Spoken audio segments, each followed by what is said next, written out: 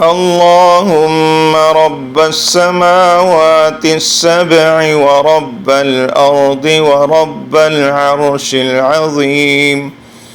ربنا ورب كل شيء،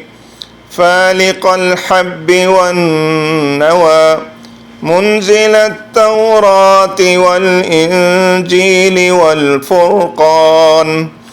أعوذ بك من شر كل شيء أنت آخذ بناصيته، أنت الأول فليس قبلك شيء، وأنت الآخر فليس بعدك شيء،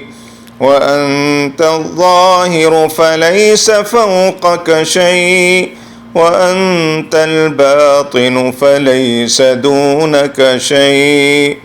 اقض عنا الدين وأغننا من الفقر.